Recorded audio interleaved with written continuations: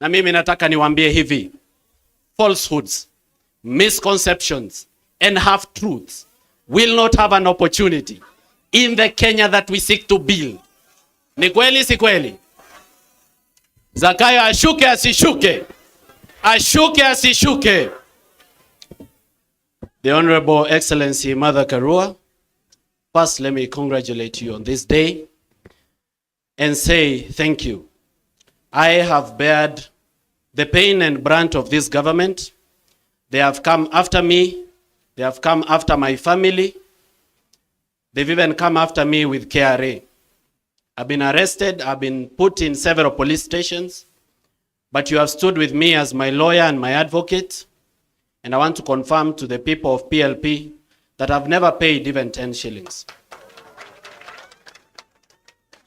As our mother and our friend, we honor you and we honor your sacrifice to this country. We do not take it for granted that you've given your heart towards the liberation of Kenya. We as the young people are here to support you through that journey.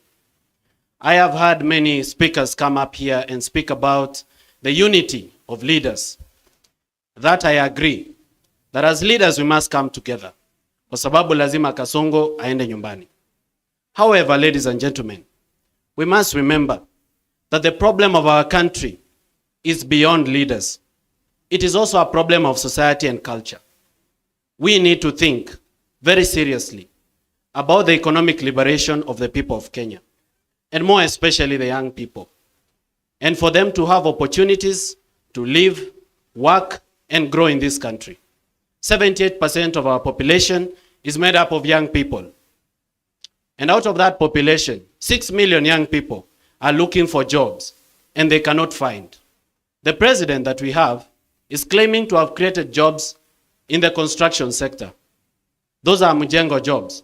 Now, as you are very well aware, those jobs are temporary, and they are not permanent. Young people need dignified employment.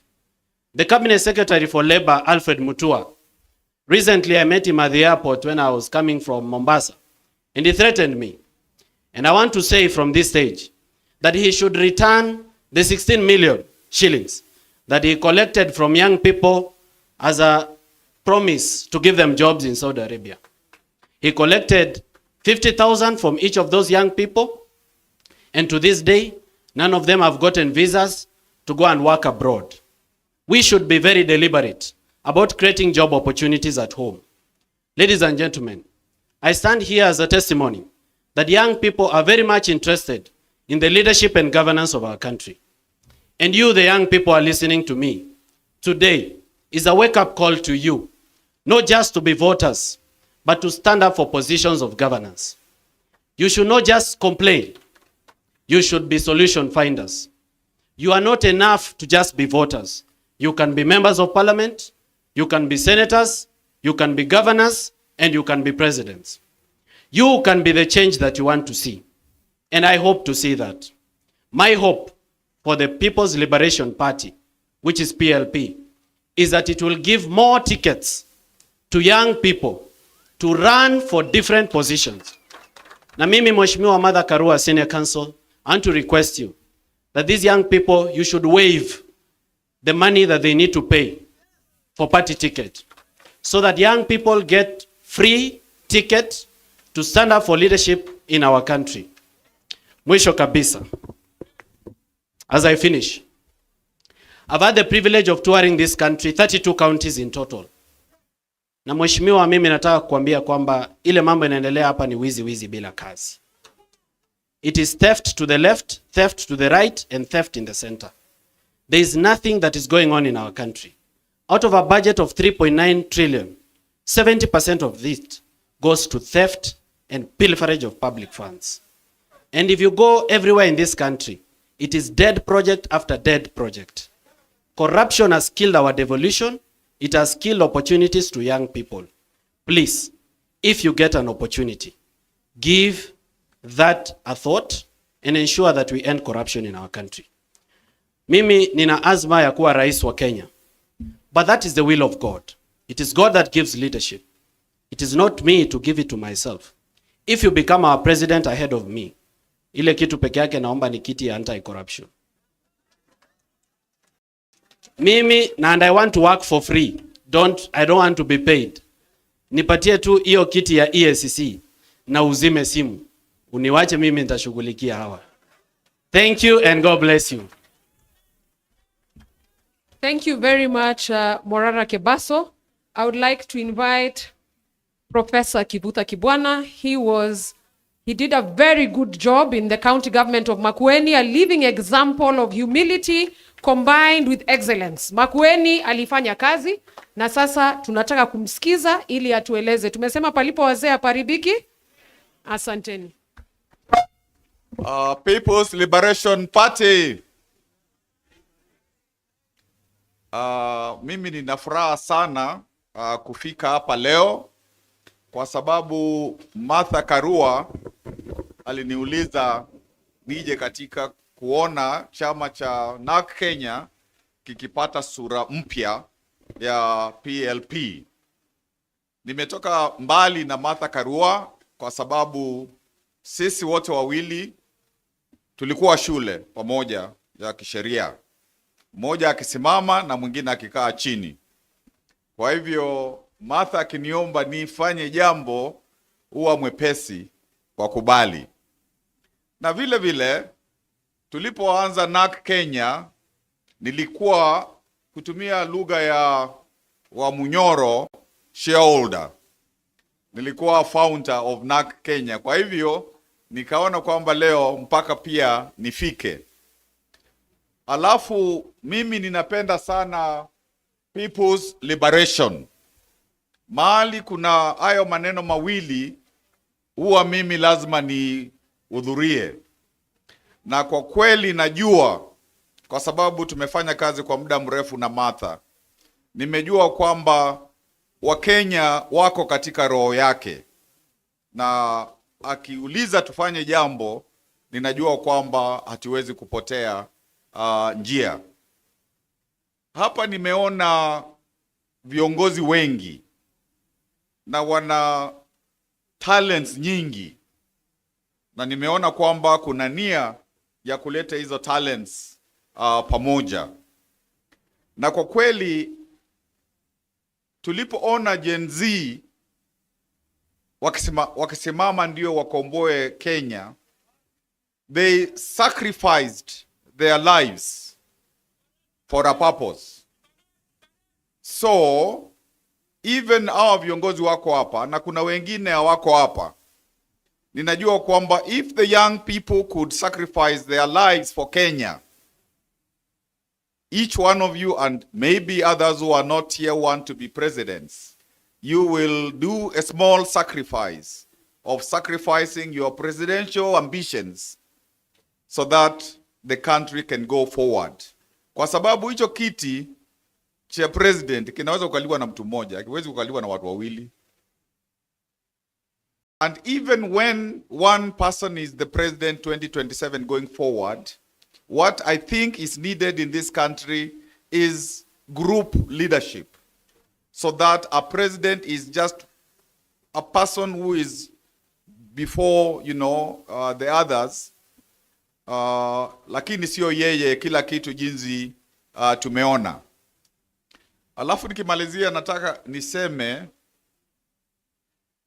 huyu Kasongo ni mgumu. Na he is good at last mile politics. Kwa hivyo huyu ni mtu wa kupangiwa vilivyo. Watu wakifikiri ni mteremko, ana mbinu nyingi. Kwa hivyo ndio tusiseme tunafurahi, hiyo sio enough. Kazi itafanywa, inatakikana ifanywe. Na nimeona kwamba kuna new political capital of Kenya, mahali kunaitwa Wamunyoro, na ninaona kwamba tutaendelea kwa sababu ukiona watu kama akina Mukisa, mtu ameenda inji zote za ulimwengu, ana marafiki wengi huko, anaweza to get a door finished. Hata ndugu yangu Kalonzo, isipokuwa kuna wakati tunakuwa na shida kidogo, ana capacity ya kuwa he has not been mentioned with corruption. Kwa hivyo hapo kuna jambo. Huyu mzee That's a tough nut. Huyu ni mtoto wa Maumau. So a lot is expected from you. Na wote tunaweza kuendelea. Kwa hivyo ndio nisitumie wakati mwingi. What I really want to say is it must be a true people's liberation. Kwa sababu we don't want to replace Kasongo na Kasongo mwingine. Si ndio? We don't want to replace Kasongo na Kasongo mwingine. And the young people, we don't want them to be in party wings. We want them to be an integral part of our politics. Because you here are people to hand over power to these young people, these Gen Zs, so that tuna kizazi kipya. Kwa hivyo, nafurahi kwa sababu nimeona dalili kwa umbali ya muungano wa wazalendo, tuseme MUA. Asanteni. Asante sana His Excellency Kivutha Kibwana. Ningependa kumkaribisha Honorable Dr. Muhisa Kitui ili aweze kuzungumza nasi. Asante.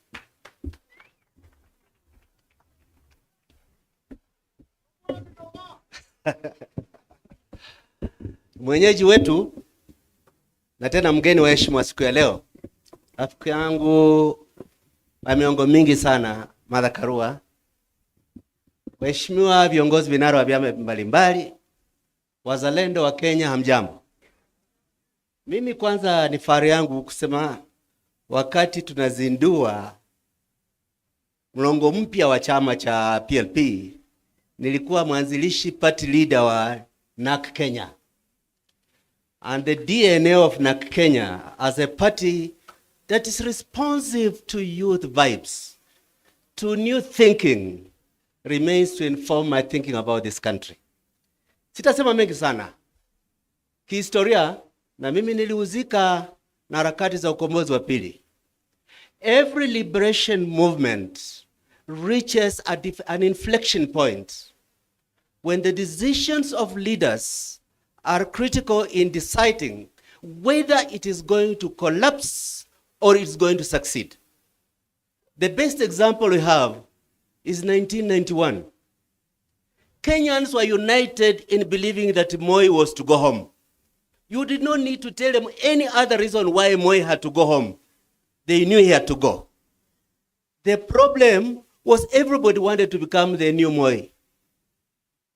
If you remember 1992 elections, because of a critical mistake we made in 1990-91, Moi remained president after winning 34% of the popular vote. We are approaching a similar inflection point. Across this country, you don't need to say very much to convince people that Ruto is a terrible disaster to this country. It doesn't take much intellectual effort to show that he's a bad hypocrite, that he's bringing shame to us by hosting Janjaweed, terrorists who are killing black people in Western Sudan because of pieces of gold.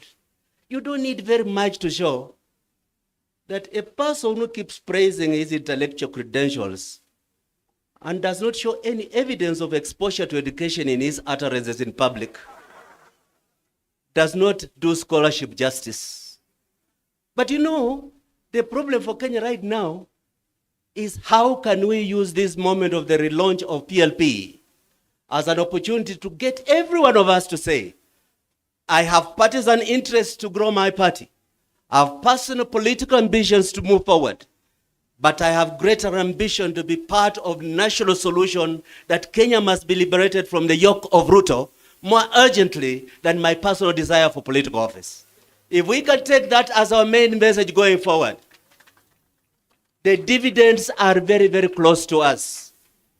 1991, we had a problem. We did not have a mother to bring us together and say, our goal is larger than our personal ambition. But imagine, if this had happened 2 years ago, no boys would have been picked from their homes in Kondele and their bodies found slaughtered by guns. No youth would have been shot on the streets of Nairobi and became statistics in mortuaries with impunity. Joshua Rai will not have been abducted and be told, you withdraw this case or I'm going to kill you or expel you. Today, the blood of Gen Z, the fate of investors, the aspirations of our nation, call upon us to be genuine in our determination, take shame of our nation, return humility to leadership, and find a higher calling that national liberation is more important than your personal political ambition. Thank you very much. Thank you very much, Honorable Dr. Muhisa Kitui. I would now like to invite Senator Richard Onyonka to come and address. He's done a very good job to inject. So tukaribishe Senator. Thank you.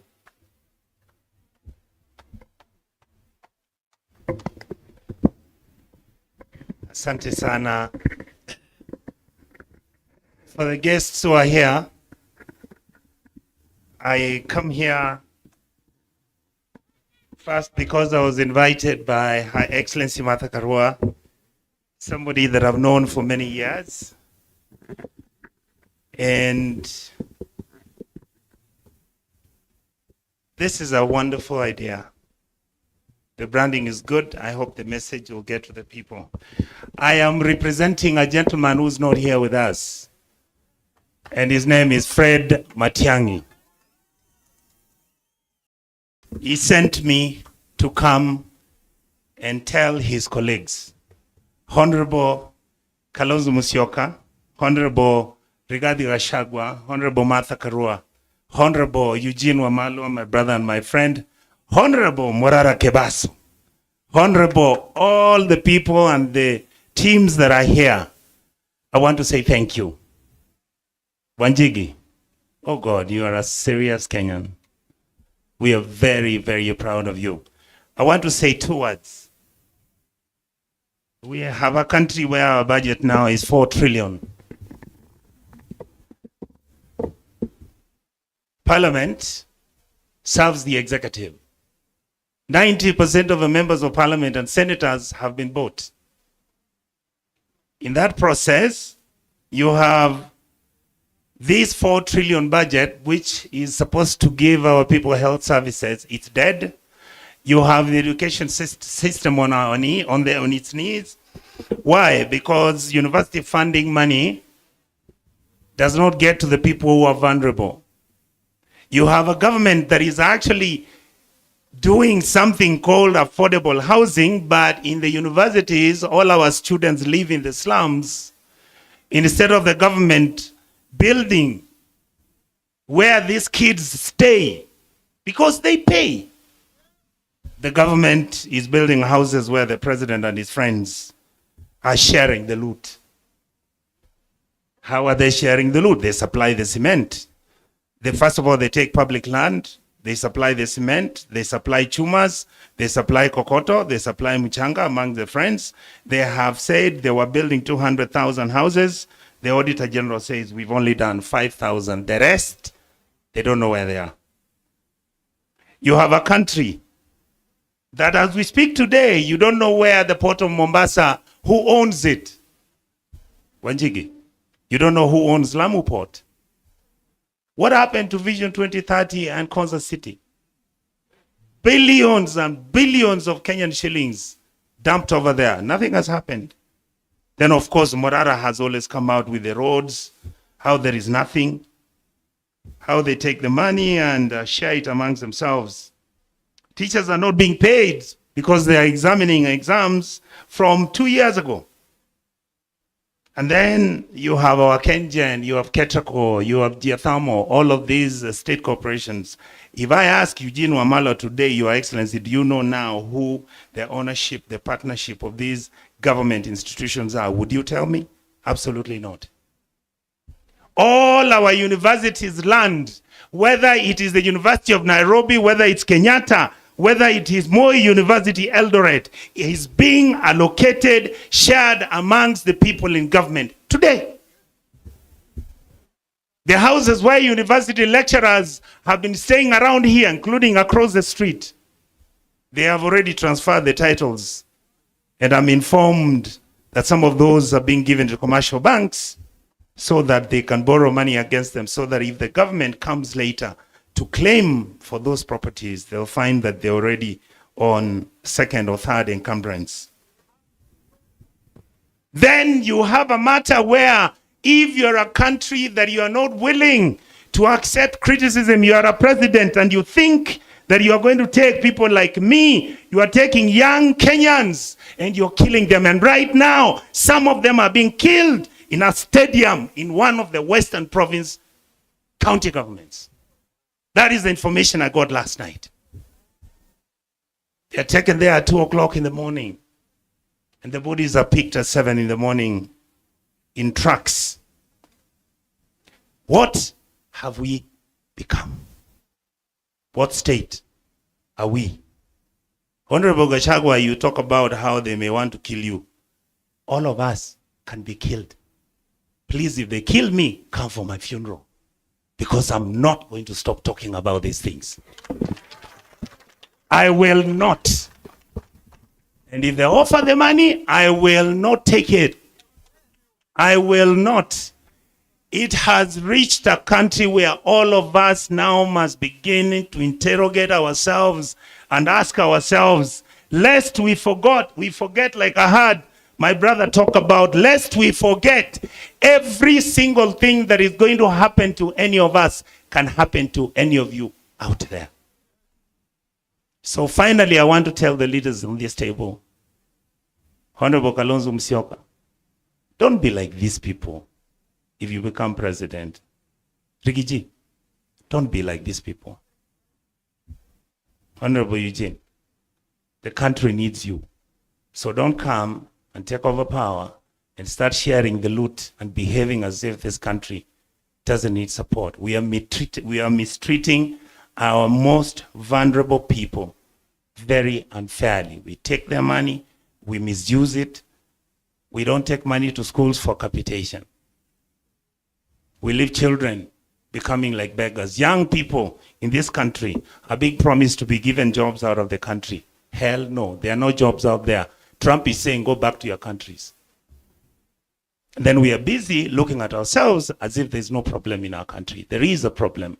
It needs people of dignity, people of integrity to stand firm so that we can change this country, so that tomorrow we live a country that everybody can be proud of. Honorable Fred Matiang'i is finishing his work in the next 1 month. He will be here to join you. He wishes all of you the best. He hopes you will give him an opportunity to serve as president. But if he doesn't become president, he is willing to work with you and support whoever that this group will pick as a presidential candidate. Thank you so much. And God bless you. And finally, I want to say this. Rigiji and the team, come to Kisii. We are waiting for you. PLP! PLP! PLP! Kiboko yao. God bless you all. Asante sana, that was quite deep. So I hope mumeweza kufikiria maneno haya yamesemwa. I would like to invite the Honorable Eugene Wamalwa, Party Leader DAPK, aje azungumze nasi.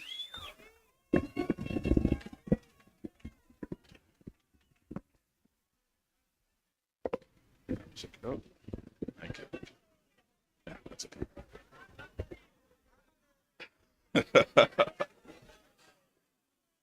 Naona kuna majenziko na ile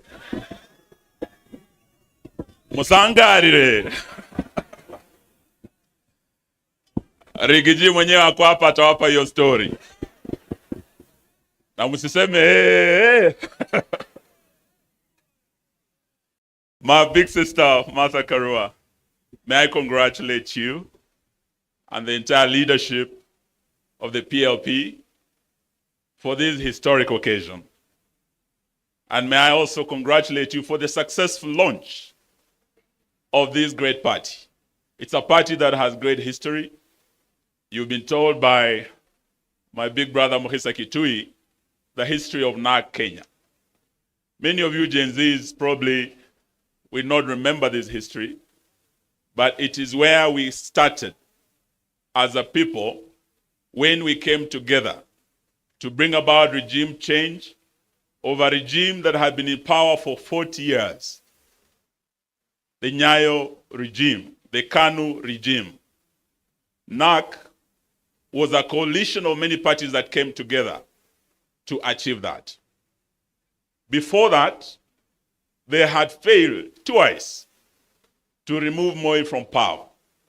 In 1992, they were divided when Kibaki, Matiba, Jaramogi were all running separately. They lost to Moi.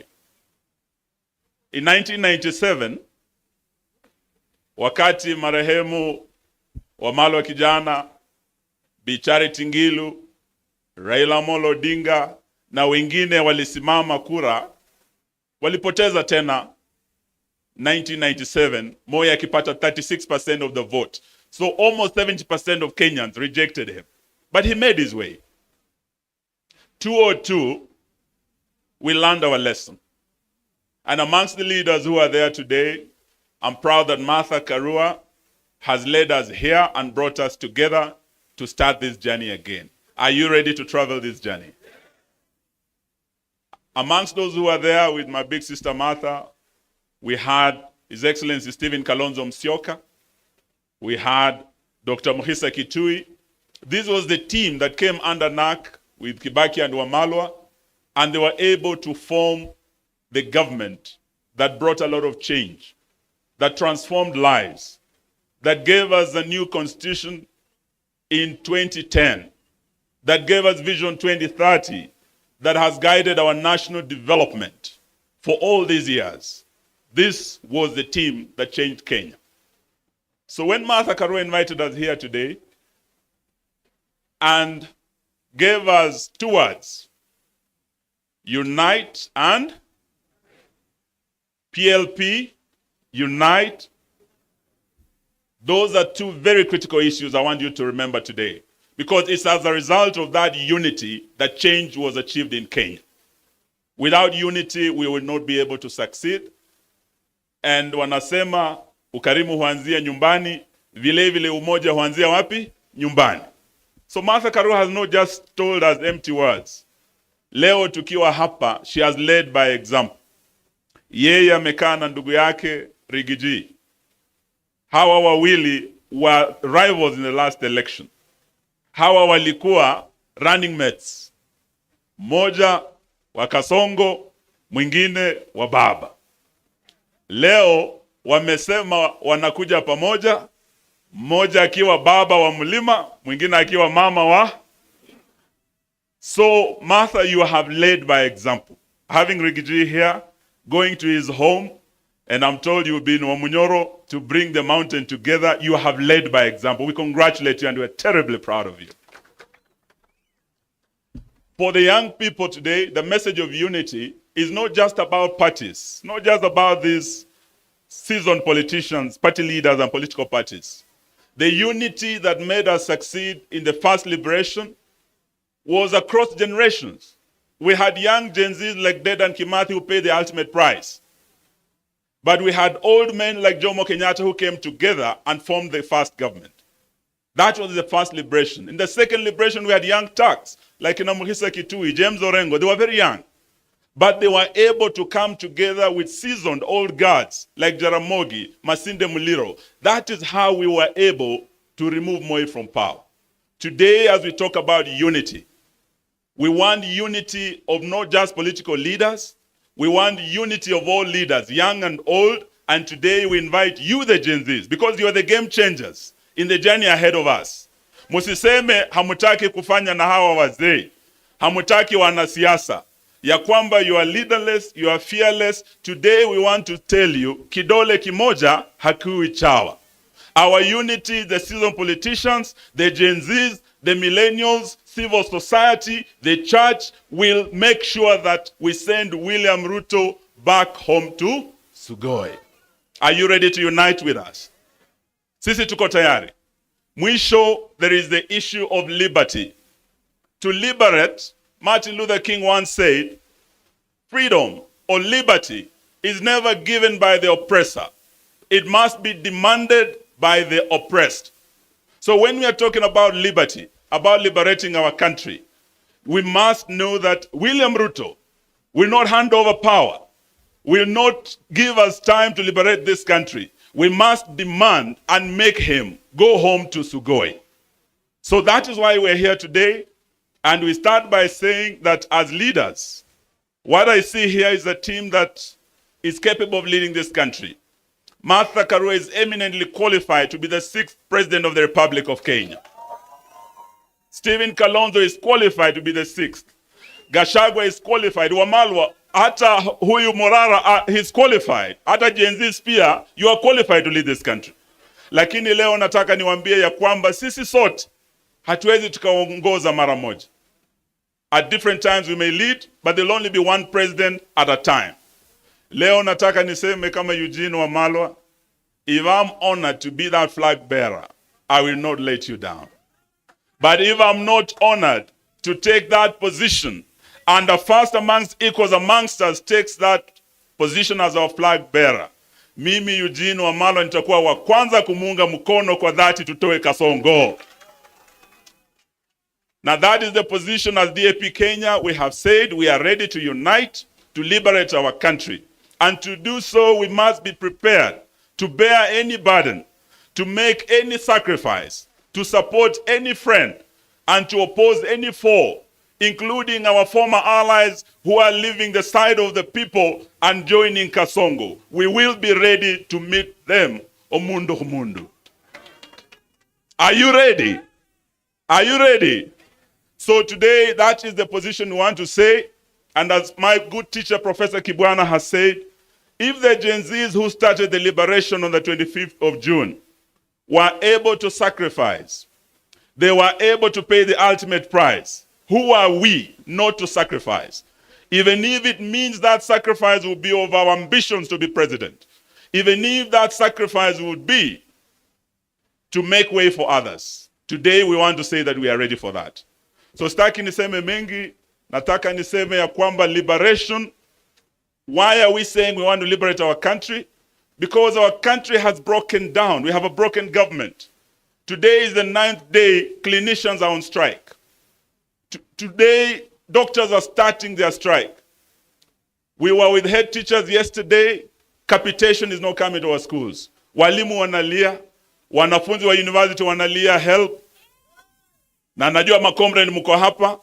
Magavana wanalia sababu devolution as we speak. Ile disbursement ya devolution haikuji on time, and William Ruto is an existential threat to our devolution program. So we must liberate our country from the existential threat to democracy, ambayo anataka kuwa multi-party democracy.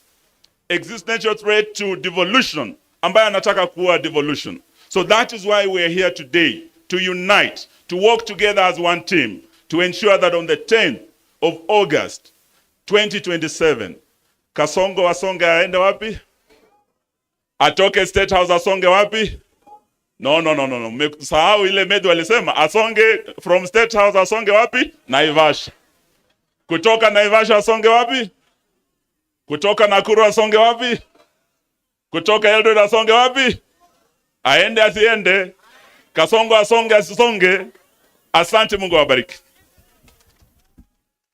Thank you very much, Honorable Eugene. I'd like now to invite the party leader, Safina Party, Honorable Jimmy Wanjigi.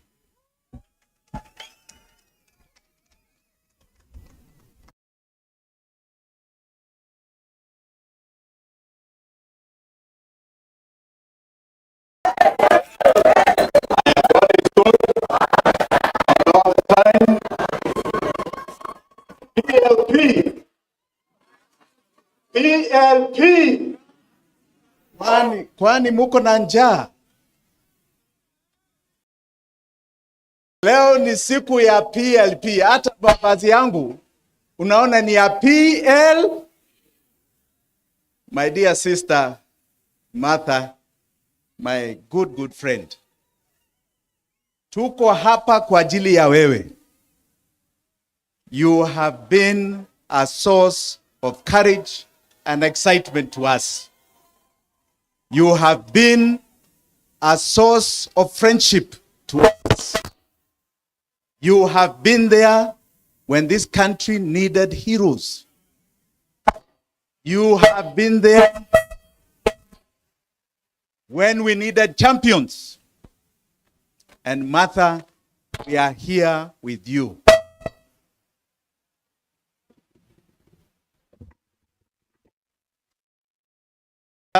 Martha, we are here with you. Kwa viongozi wote ambao mko hapa, yangu yatakuwa machache.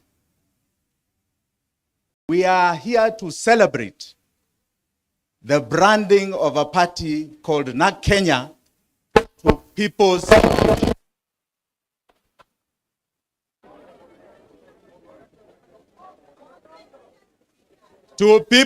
Liberation Party. Munanisikia sasa? Munanisikia vizuri? And Martha has recognized ya kwamba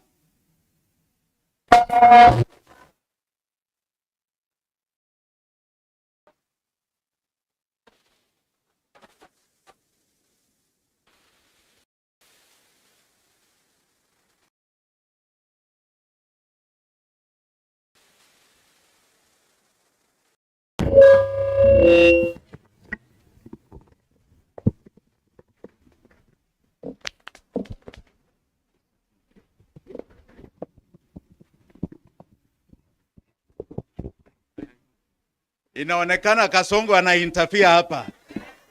Kasongo aende asiende? Aende asiende? Ruto must surely go. Na aende kabisa kabisa kabisa. Martha, you have recognized ya kwamba you have been a hero of the second liberation. Na wakati huo, I heard somebody say here, history does not matter. It matters. Hata ile history ya yule poet, sijui Wakabete. It matters where we have come from. The history of Hard Wamalwa talk about is very important history. Tumetoka mbali. And Martha has been part of that struggle. Has been in the forefront of that struggle. Na hata yeye amerecognize ya kwamba we are here at a different liberation. The first liberation was our independence. The second liberation has been about our democracy, political democracy. Na hii ya tatu ni ya economic. And this economic liberation, musidanganywa na mtu, it is going to be as hard as the political revolution that led our forefathers into Mau Mau. There shall be sacrifices of our lives because this economic template ililetwa hapa na watu ambao wanaitwa wabeberu. It was brought here 100 years ago and it has been cemented. We have changed from white to black leaders, but none of us are prospering. Just the few are prospering. Economically ni wachache tu. So we must understand what this liberation is about. Our unity si ya kusema tu ati tunatoa Ruto. At America, if I'm going to give my 2 cents, America, the Democrats were united around one thing. We are united to remove Trump, to make sure Trump does not come. We hate Trump. Walishindwa ama hawakushindwa? Walishindwa ama hawakushindwa? We must unite on defining for Kenyans what happens when Ruto is not there. After Ruto, what is this country going to be? Itakuwa namna gani? Senator mashuhuri wanaonyonka. One thing I like about you, and I must say I like about Mheshimiwa Mbui, is that you have understood numbers. You have understood numbers and facts your numbers. Ruto today is known as Zakayo kwa ajili ya tax. Si ushuru ndio kazi yake? Atumalize. You must ask yourselves, why? Why? Being a thief is only one aspect. The budget that Senator Onyonka is talking about, 4.2 trillion, ambao iko kwa bunge saa hii. 3.2 trillion ni recurrent expenditure, si ya development, ni ya kukula. Na ukiangalia hiyo 3.2, 2.2 inaenda kulipa madeni. 2.2 inaenda kulipa madeni. 400 is needed for operations za serikali. 500, 600 ya salaries. Unakuja sasa kwa madeni, because we will not get more than 2.8 trillion revenue. Uingia kwa madeni, you're borrowing for counties. You're borrowing for the little development you can do, which you cannot do. So hata tukiwa hapa, tukisema tutatoa ushuru ni sawa. Tutalipa deni namna gani? Na deni ni 70% ya pesa zetu. 70%. Na itakuwa hivyo mpaka 2036. Mwaka huu 1.9 trillion deni. The next financial year 2.2 trillion deni. The next financial year 2.4 trillion deni. If we do not understand hiyo deni ilikuwa ya nini, and that we are going to solve that problem, hata sisi tukiingia kwa hiyo kiti ya urais, tukiingia in 3 months mtakuwa nasema tuondoke hata sisi, tuwe kama Kasongo. So we must be united on solving the problem, the real problem of this country. Not just to say we are united. There were people who were united before they told us freedom was coming. Iko wapi? Iko wapi? Ilikuja. And today they are here with us because they were cheated. Because they were cheated. There were others who were told, like my dear sister, that there is a liberation coming from Raila Amolo Odinga. Leo Raila ako wapi? Na ni rafiki yangu, ako wapi? Ako wapi? The two deputies are united here, na wao wako united kule kwingine. Let us be careful about this unity. It must be about framing the questions of the people of Kenya.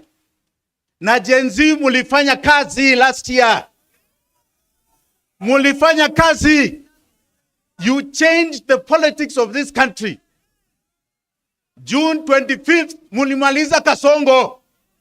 But you also finished the politics ya kienyeji. Mulimaliza hiyo ya kienyeji ya zamani. You are now in the politics of Dodge. Dodge, kama Americans wanasema.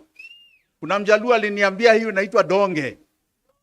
Dodge ya Elon Musk is where you are. You are changing the fabric of our politics. Do not stop. You are today, you are tomorrow, you are the day after. Asanteni sana, God bless you all.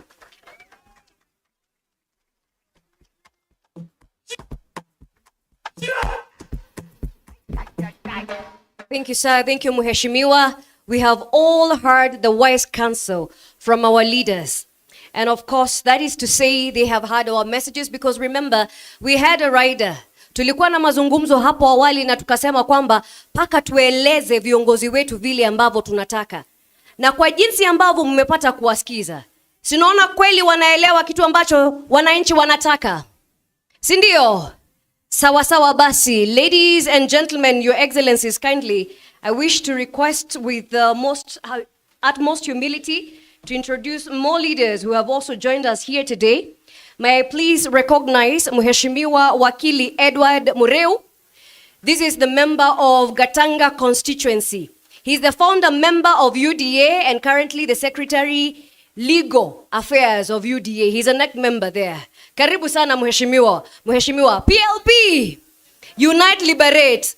We are united. Kila mtu amefika hapa kweli. I also wish to recognize Mheshimiwa Jessica Mbalu. Mheshimiwa Jessica Mbalu is a member of the Wiper Party. She's a dear friend to Her Excellency, our party leader, PLP Party, and she's from Kibwezi East constituency. May I also recognize Dr. Peter Mbae. Dr. Peter Mbae is the former head of the Government Delivery Services. Asante sana, Dr. Peter Mbae. And I would also like to recognize a few more members who have also just arrived. We have Mureithi Kangara. We also have Honorable Muiruri. He's a founder member of the NARC Kenya party at the time. 2 decades later today, we are unveiling, we have a new party, PLP. We have Patrick Kinyori. We have Caesar Wanjao. We have Kibe Mungai. We also have Professor Naituli. We have Mama Betty Murungi. We have Honorable John Gituku, the elected MCA of Maela Ward from Naivasha. Asanteni sana. We continue appreciating you creating time and truly speaking in a singular voice, because the language from today going forward is uniting and liberating. Unajua wakati tukianza tulikuwa tumeshashika ile speed. Mimi sioni kofia zetu, maua yetu. Iko wapi? Iko wapi? Bendera ya Kenya naona inapeperuka juu kabisa. Safi kabisa maua. Nilisema tutafute nafasi chini ya viti vyetu. Kuna zile placards ambazo zinaonyesha chama cha PLP kinasimamia nini. Basi tuchukue hizo. Kwa wakati huu ningependa kumpa nafasi hii Mkenya daima. Iwapo kuna Mkenya daima halisi na halisia ambaye tunamjua, basi anaitwa Eric Wainaina. Wangapi hapa wanamjua? Jamani, hapa wangapi wanamjua? Tunamjua Eric Wainaina? I have the absolute pleasure to invite him. And remember, we say there's so many ways to contribute to the welfare of this country. And this gentleman, Eric Wainaina, has done so through art. We are not limited to how we can contribute. Eric Wainaina, please. Floor is all yours.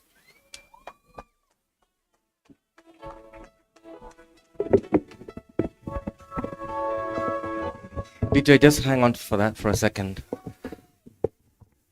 Honorable Martha Karua, thank you so much for inviting us here today. Thank you, all protocols observed. Let me tell you the Kenya that I want. I would like a Kenya where elected officials and civil servants are not allowed to profit or to own private enterprises. I would like a Kenya where elected officials and civil servants show up at the office and they know that they're there solely for the benefit of the Kenyan. They get a salary, which is enough. They get a pension. They get health care. They get education for their children. But everything else they do, they know is for the Kenyan. Na gari pia maximum. Gari ambayo wanaendesha Suzuki Alto maximum. Na wanajipeleka wao wenyewe. Na wanajifungulia mlango kwani mkono umevunjika.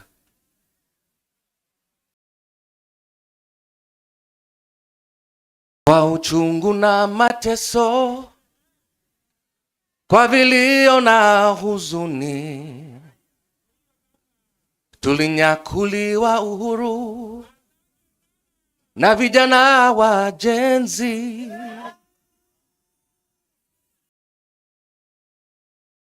Hawakustushwa na risasi au kufungwa gerezani.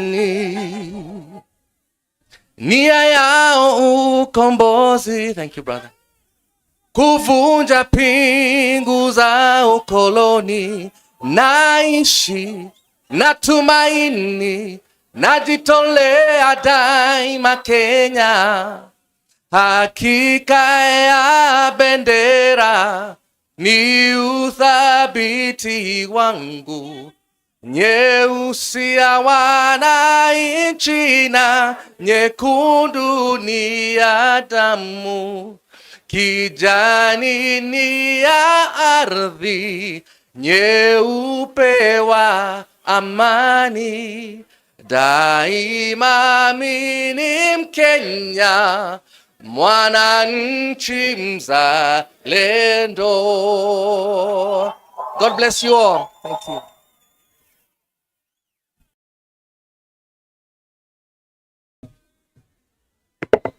Asante sana Eric Wainana. Ujumbe upo nyumbani, sio? Daima mimi nini? Daima mimi nini? Let me see us wave our Kenyan flag up and high. Wave our Kenyan flag up and high. Daima nini?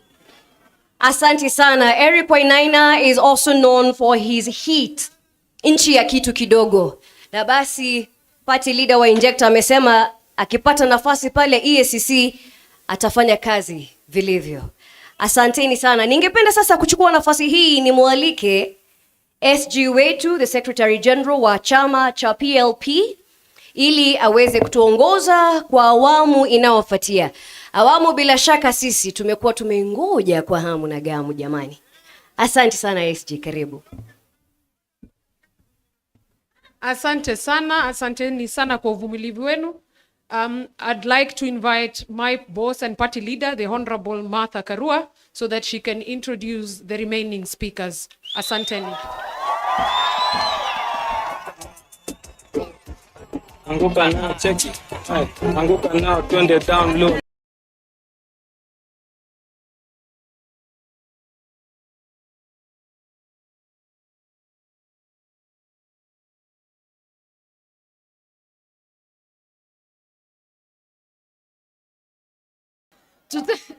Tutaanguka nayo bado. PLP, unite, liberate. Tuko hapa to unite and liberate. I will start by introducing my international guests. I've been called because the MC may not know them as well as I do. And we have in the house Dorothy Semu, KC. KC ni kiongozi wa chama cha ACT Wazalendo kutoka Tanzania. Dorothy, come to the podium. As she comes to the podium, this is the Purple Party of Tanzania. Wakanialika mwaka jana niwe mgeni wa heshima during their National Delegates Conference. Tukaona hapo party bendera za Purple zimepeperuka, tukapendezwa. Tukajua mambo yao ya term limit ya kiongozi na viongozi wa chama. Tukaiga mfano wao sababu there is no need of making a new wheel. You actually replicate what is good and you copy from each other. So this is a sister party from Tanzania. Wale wanajua ACT Wazalendo, Dorothy alichukua ushukani March of last year from Zito Kabwe, then KC. Sasa Dorothy ndio kiongozi wa chama. Hawa ni wapendwa wetu, tunasimama kwa msingi wa kutetea haki, sio kwa nchi zetu peke yetu, lakini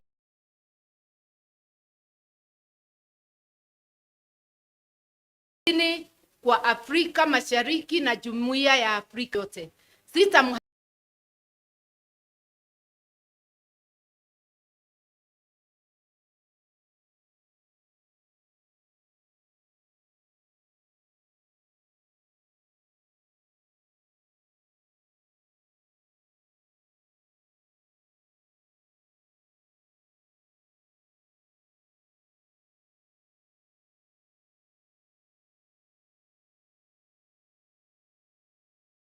And my heartfelt congratulations to you on this bold, visionary rebranding initiative of your party.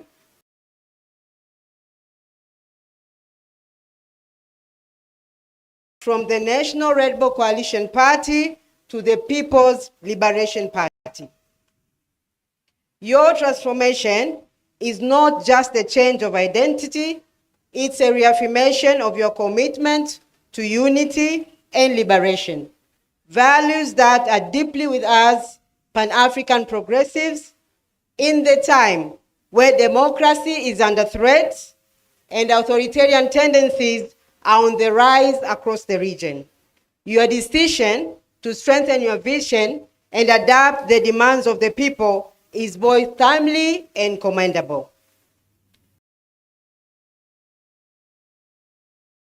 Solidarity is our strongest weapon. As progressive forces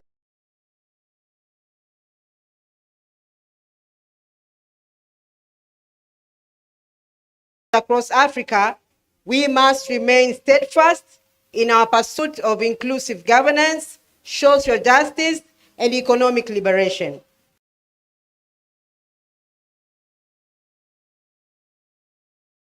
The fight for a democratic, just, and prosperous Africa is that one required unity beyond borders. The challenges we face, be it political repression, economic inequality, or shrinking of civic spaces, demand that we work together, learn from one another, and support each other in shaping a better future for our people and the generation. ACT Wazalendo, in its foreign policy, believes in the power of regional collaboration. Your journey here in Kenya reflects our shared aspiration for a free and democratic Africa, one where political parties are truly people-driven, progressive, and transformative. That is why I stand here before you today, not just as a guest, but as a comrade in this great struggle. As you unveil this new identity, let it serve as a beacon of hope and determination for the Kenyan people and the wider region. Let it signal a renewed commitment to the ideals that unite us, the ideals of democracy, justice, and freedom. We in ACT Wazalendo stand with you, we celebrate with you, and we pledge to continue working alongside you as we build a Pan-African movement that champions the rights and aspirations of all our people. Congratulations once again on this historic moment. May this be the beginning of a stronger, more impactful journey. PLP, unite, liberate. Viva solidarity, viva democracy. Asanteni sana.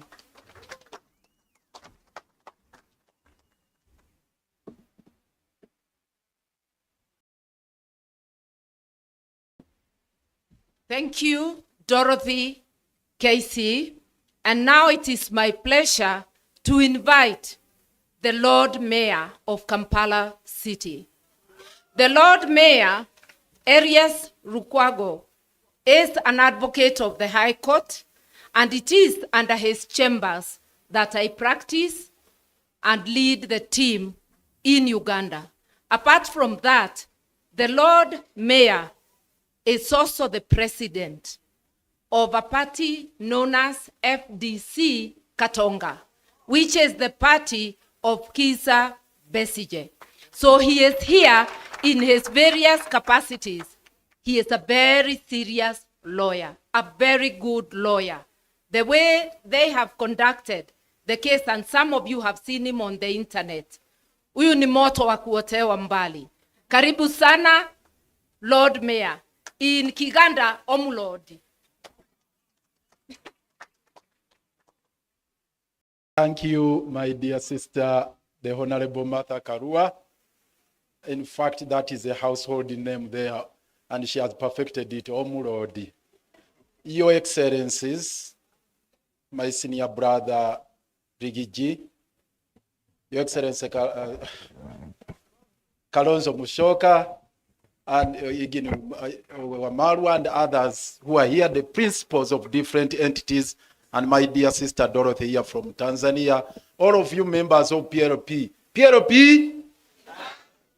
PLP! Well, I'm equally honored to be here, to be part of this historic moment as you unveil this new platform. I bring you warm greetings from the people of Kampala, my colleagues, all the progressive forces.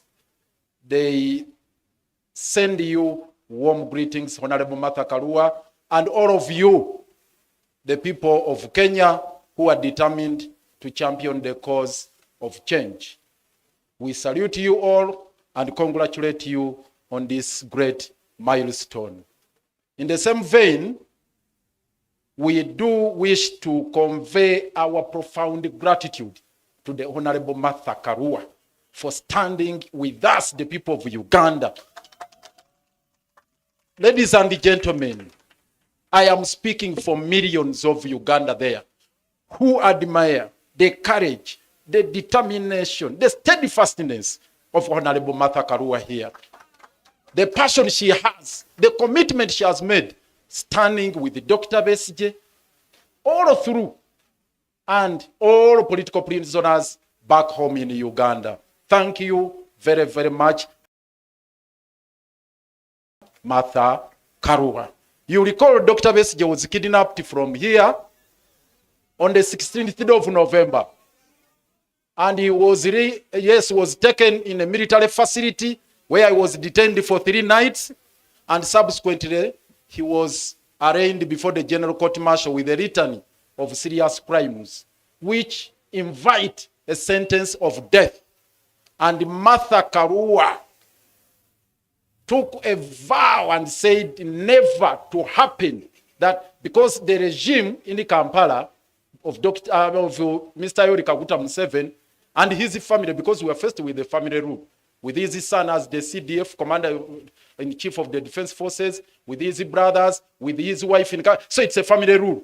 And they had vowed to take Dr. Besigye through a perfunctory trial in the General Court Martial and execute him. The son said on the 9th of June, that's when Dr. Besigye would be executed.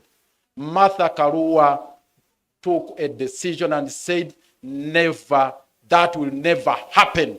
And we set on a course to dismantle the General Court Martial. I'm bringing you good news. With the stewardship of the Honorable Martha Karua, we have finally brought down that tool of oppression, the weapon of persecution. It has been combined efforts, and she has moved it to all the institutions. She literally caused the tremor in all the institutions in Uganda. We thank you very, very much. Now, a call, as I conclude, a call to all of you here, the principals, the people of Kenya, and all of us. We need to tackle the problem from the source. This issue of kidnaps, I heard some member of parliament here say that Kenya is now the capital, not Nairobi, Kenya, the capital of kidnaps in East Africa. But the cradle is Uganda. The patron of autocracy, the patron of dictatorship, the patron of oppression and suppression, repression, is none other than General Kaguta Yoweri Museveni. That's where all the problems are coming from. And I must commend the Gen Z during Mandamano who paid a visit to our embassy here. Thank you. You paid a visit, a courtesy visit. Please, it was a courtesy visit. But it was a serious one. And it sent very powerful signals back in Kampala. And the same problem emanating from Uganda, it is spilling over. Now in Tanzania, in DRC, again our headquarters, our embassy was attacked, was invaded.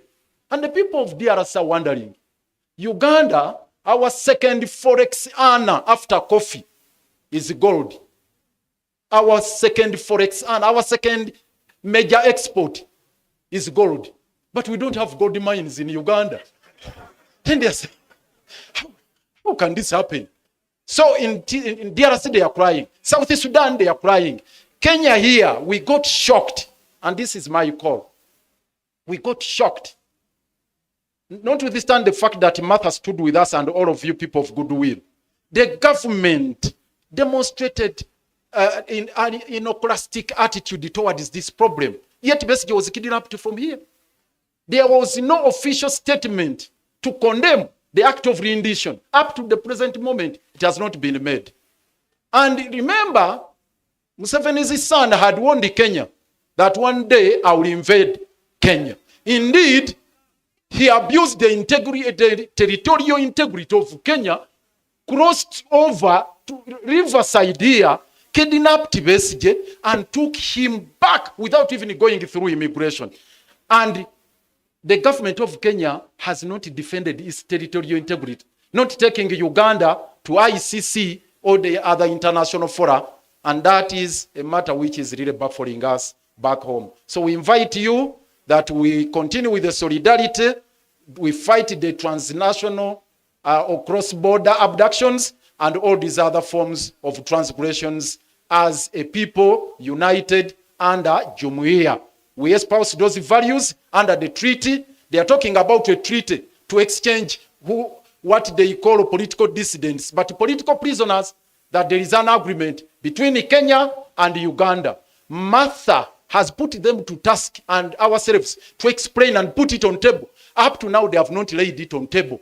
We ask the government of Kenya, I'm glad the MPs are here, the senators are here. Why don't you demand for that treaty to be put on table? That you have an agreement between Kenya and Uganda to exchange political prisoners. That has taken us by surprise because there is a treaty which provides for the mechanism and the procedure.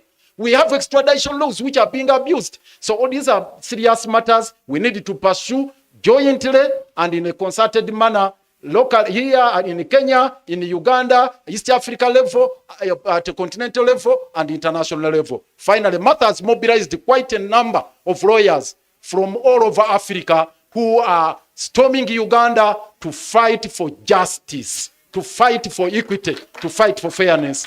Thank you very much. The very last one, there is a senator here who attempted to sing a liberation song from Uganda.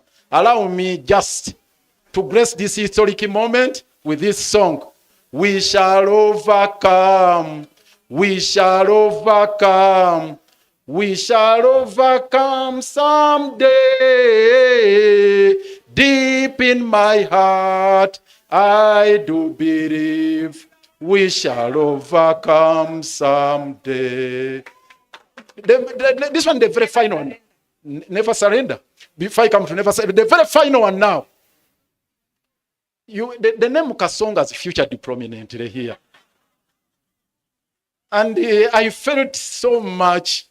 I mean, I don't know, I can't even express the kind of emotions I felt. But I thought I would be doing injustice to you if I didn't share with you this liberation song. We don't have copyright for this. This is Museveni's song he came with from the bush, but it's a good one. Listen to it. Siku moja peke tutaona Kasongo anafunga muzigo na kurudi nyumbani. I'm not good at singing, but let me repeat it. Siku moja peke tutaona Kasongo anafunga muzigo na kurudi nyumbani. Thank you.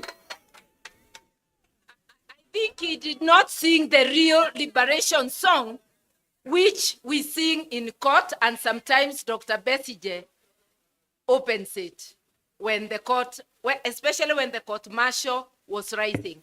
This song is just to say we never surrender, and it's not to surrender to oppression, to injustice, to anything. Never, never, never surrender. Never, never, never surrender. We will never, never, never surrender. Never, never, never surrender. We must never surrender to injustice. Asante sana Omulodi. And now, since I was made the MC to invite my international guests, I'll go ahead and invite the two remaining guests, one of whom is my twin political brother, politically speaking. It's none other than my friend, His Excellency Kalonzo wa Musyoka. Anguka now, check it. Hey, anguka now, twende down low now. Stand up to your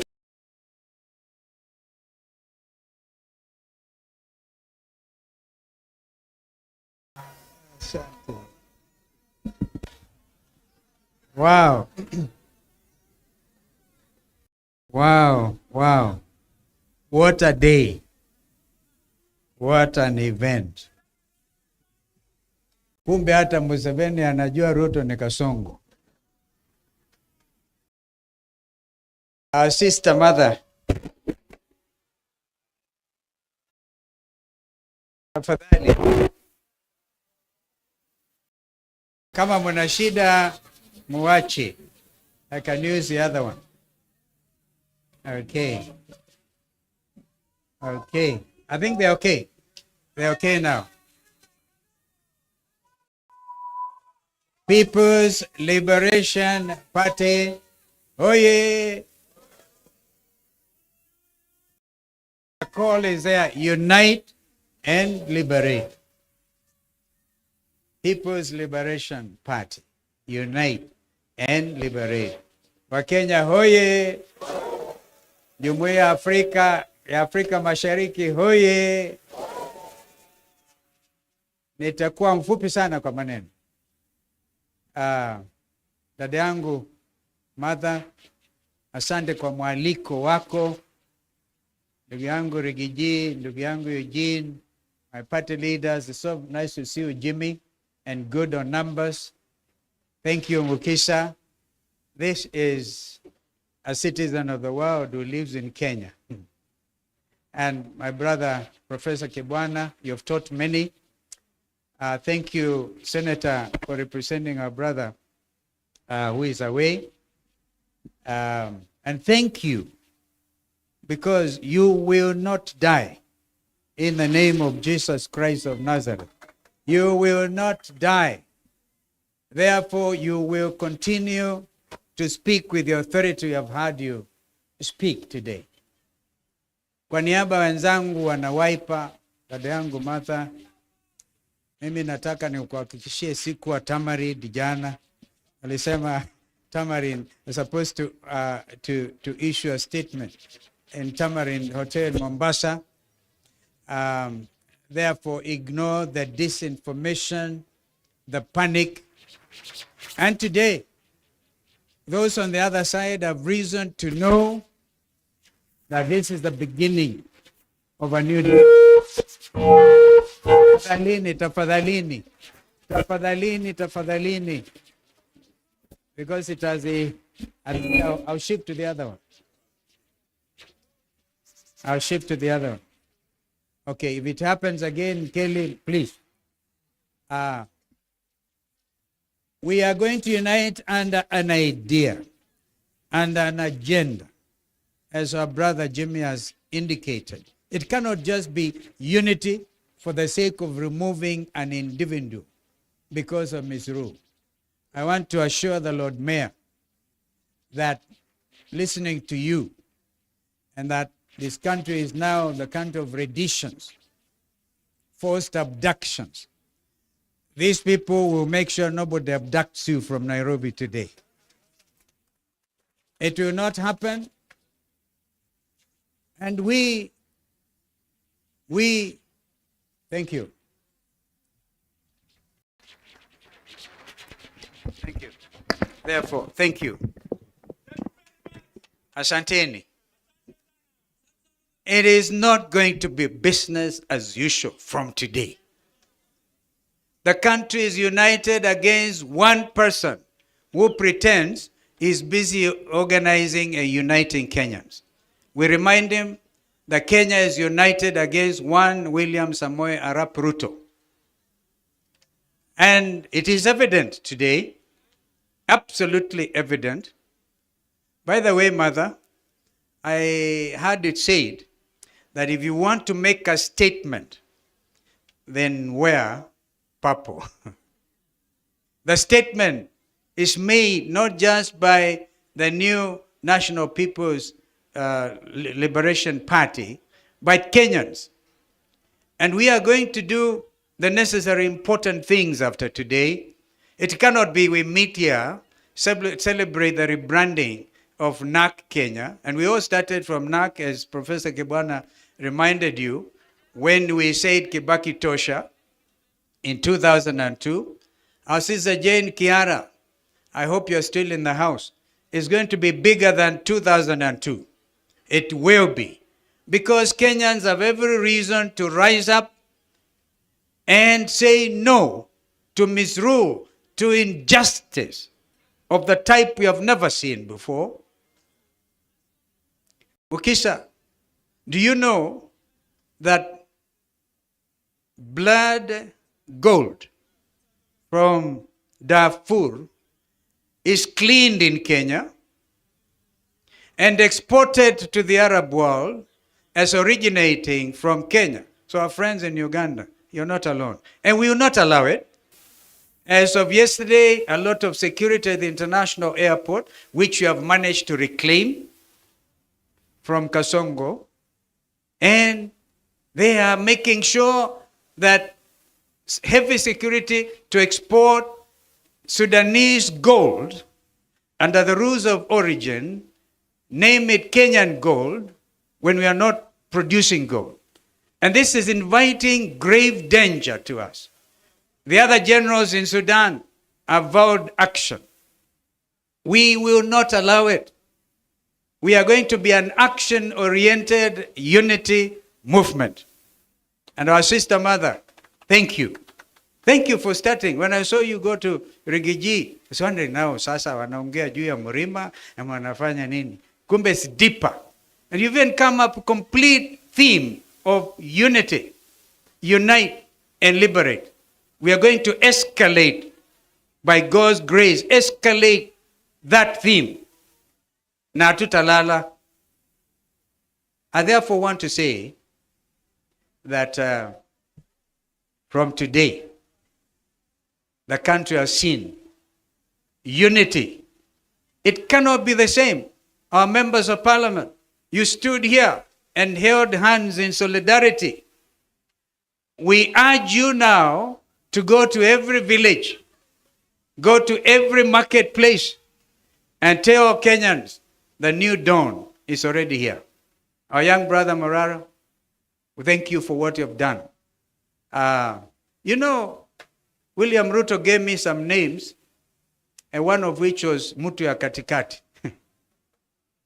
I think I want to baptize him properly today. Alisema kule akiwa Western Kenya mambo ni matatu. Tutampa majina matatu, mawili amekubali. Jina la kwanza alikubali Zakayo. Jensi walikata mti, Zakayo akashuka. Akakubali hilo jina alipokuwa Kisii. Akakubali jina la pili Kasongo. Even sang, dance to the tune ya hiyo Kasongo. Jina la tatu sasa akubali kwamba yeye sasa ni Kaongo. Mambo matatu, uongo mtupu. But we want to dwell on that at all. I want to make a very serious proposal. In order to honor the young Kenyans who died, a lot of them on the 25th of June, which I call J25. June 25, if it meets with the approval of the young Kenyans, the Gen Zs, we will, Mother and our colleagues here, declare, because that is the true liberation day for purposes of fighting injustice and saying no to abductions and saying no to stealing of our resources and saying no to impoverishing our people. We will declare June 25th a public holiday. That is a proposal. And I can't wait to see, because you cannot wish that away. Our young people are still angry, but they have become the inspiration to the world. University students in Bangladesh took it up and threw out Sheikh Hasina. She had to flee to India. I had occasion to address a master's class in Uppsala University in Sweden, and they wanted to know, what is this miracle that has happened in Kenya about young Kenyans saying, we want our country back. Therefore, that inspiration continues even in Uganda, even everywhere in Tanzania. And the leadership of East Africa should not take offense. If anything, they should take the cue. Some of us believe intensely in the need to integrate East African region. I was there with the Jakaya Mrisho Kikwete and others, working with Rugunda, working to reinvent East African community, which we did. And therefore, when we sing our East African national anthem, amazing, sweet song, we have to live that spirit. But before we do so, each of our member countries must liberate themselves. We want to give you assurance that as People's Liberation Party. Do you know the Kiswahili version, mother, is ukombozi. Ukombozi umefika. It is not going to be easy for a start. Gen Z, please vet every applicant who wants to be a commissioner for IEBC, the newly to be reconstituted IEBC. Because already those in authority up there give some unilateral budget, 61 billion. Wamezitoa wapi hizo? Vijana lazima tuangazie mambo haya, tuulize, where are you getting, by the way, under whose authority are you making this announcement? There's something there. We have to make sure the new IEBC will be above board, because that will be the team to lead ukombozi wa kidemokrasia. While we believe as our new movement, well, Kasongo wants to revert the country to single party. We are saying the fidelity of multi-party democracy and our Constitution 2010. Therefore, you can see the numbers are going to grow. And we are going to make every Kenyan feel liberated, every Kenyan feel empowered. Our young people certainly taking leadership, and Sisi being there to mentor them. I felt I needed to say that. And mother, congratulations, my twin political sister. She is fearless. And thank you for standing so strong. And we will continue to walk this journey with you. We shall be selfless as usual. We will move. And now, the new brother in the kid in the block, Wamunyoro. I also come from Sekuru, Intawalika huko. Sekuru huko, watu wa Mrima. I think everybody now can feel. And any member of parliament who has been state captured, including our judiciary, and we are saying no. Thank you, Rigiji, for standing so strong on the need to have an independent judiciary. Mungu abariki, long live NAK Kenya, now People's Liberation Party. Unite, unite.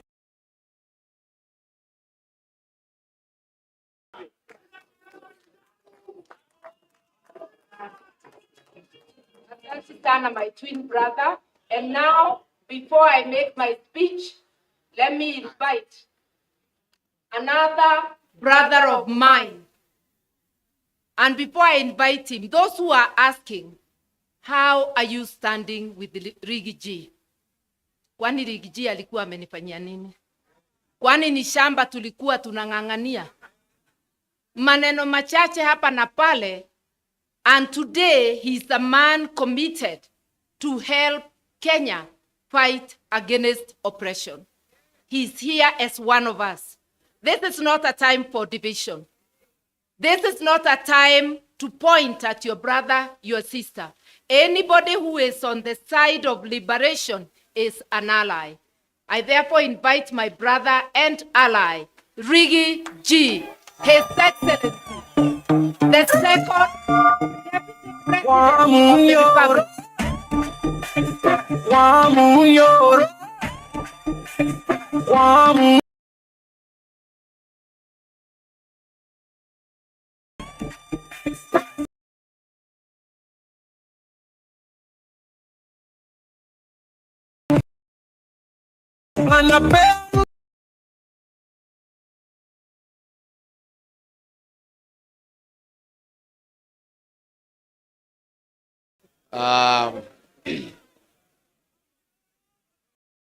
My elder sister, the Honorable Mother Wangari Karua, the Iron Lady of Kenya's politics and senior counsel and party leader of PLP, Your Excellency, former Vice President, the Honorable Kalonzo Musyoka, party leaders present, senators, members of parliament, and members of PLP, Hamjambo.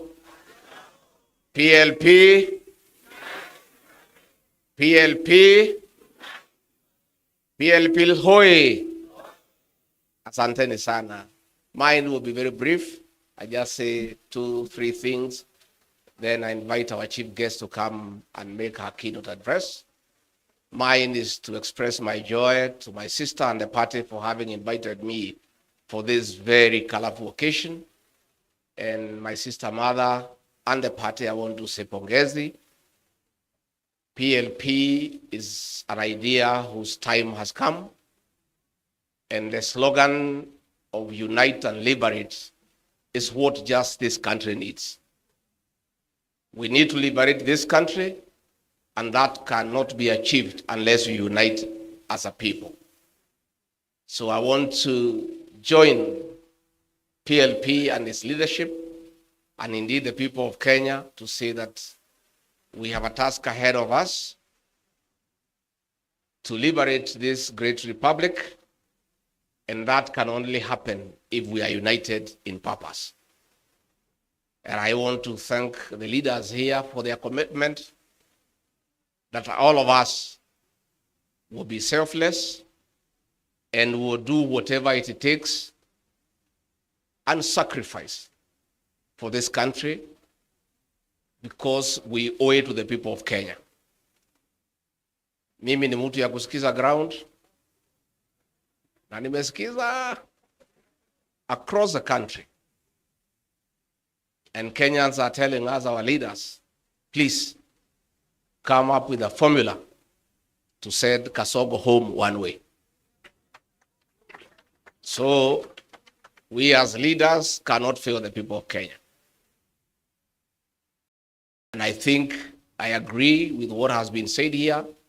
Let us continue strengthening our parties, mobilizing our support, and the right time we'll sit down and come up with a formula to craft a lineup of leadership that will liberate this country and restore the dignity of the Kenyan people. We have a responsibility to unite and liberate the payslip, dignify the payslip. The middle class, who are the payslip holders, are in anguish. They have been impoverished. Their purchasing power has been eroded, and that is why there is no money in circulation in the country. In a record 2 years, William Ruto has destroyed the Kenyan health system. In a record 2 years, he has destroyed the education system. In a record 2 years, the cost of living is unbearable. In a record 2 years, nothing is working. And the 2 years has been nothing but a package of lies and lies and lies. Nimesikia Jane Kihara akilia hapa mpaka anasahau tuko national function, anaongea Kikuyu ni vile amechanganyikiwa, akishangaa vile sote tulidanganywa.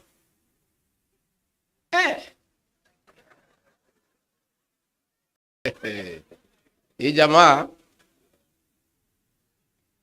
tangu nizaliwe mimi Rigiji, mtoto ya Maumau, sijaona mtu muongo kama hiyo ile Ruto.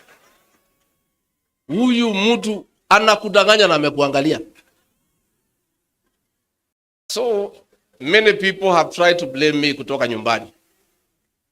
Wewe ulituletea huyu mtu ukasema ni mzuri, unamjua, atatuweka pesa mfukoni. Instead ile kidogo ilikuwa kwa mfuko amefanya nini?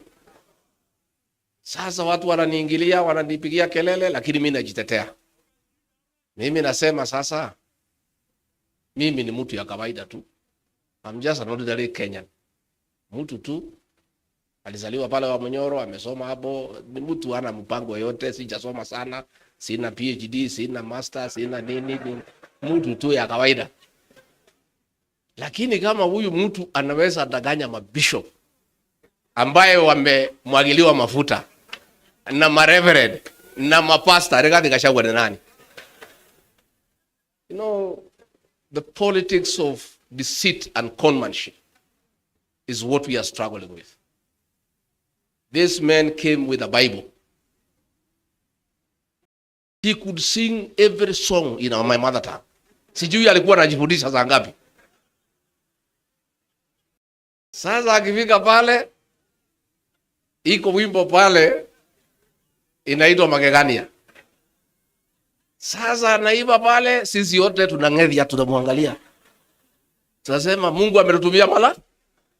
This man can sing our songs. And he is not one of us. We were very impressed. So hapo ndio tulichanganyikiwa. Sasa mimi kufika pale after 6-8 months nikaanza kuona hii mtu ni nani. Na nikaanza kumwambia bwana, twende pole pole. Hii maneno ya kutoa pesa watu kwa mfuko tulisema tutaweka tuache. Anasema waenda kuwa kichwa ngumu. Sema situmalize zile barabara ya Maumau na zile tulianzisha. Sema hapana, wacha kwanza tujenge manyumba. Namwambia na ile ahadi tulipatia kwa Wakenya. Anasema wachana na ahadi, hiyo ilikuwa ni campaign. Sasa hii maneno yote tulisema kwani inawezekana? Hiyo ni maneno tu. So namuuliza, na tukirudi kwa uchaguzi tutaambia watu nini? Anasema hiyo watu tutawapanga. Msijali.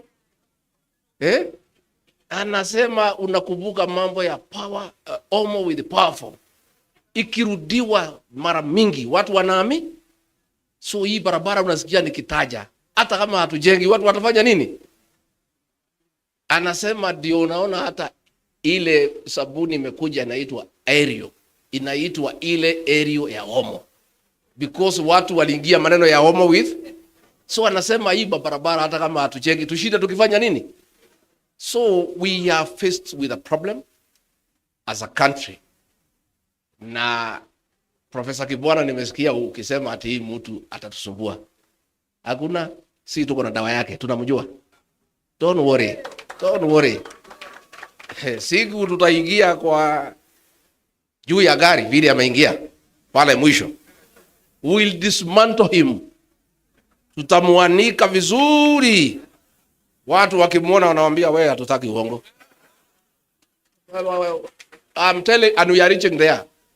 Tunapatia yeye mwaka hii ya 2025. 2026 hakuna mtu atasikiza uongo yake Kenya. We'll make sure. So don't worry, tuko sawa. Ile tu ningetaka just to tell the people of Kenya. Hakuna development itaendelea. Ile uliona era in budget juzi ya 76 billion. Hiyo ilikuwa ni pesa ya kuhonga wa Kenya. Pale Karen kwa ile mtu ya Mr. Yesa iko container ya 40 feet imejazwa pesa hapo. Iko ingine hapa State House dollars. Sasa kazi yao ni kuhonga viongozi. Lakini tuambia wa Kenya hatuwezi kumwambia msichukue pesa. Mungu na haja na pesa. Pesa mchukue. Na pale Karen imewekwa figure. Ndio usikize uongo ni shilingi 5,000.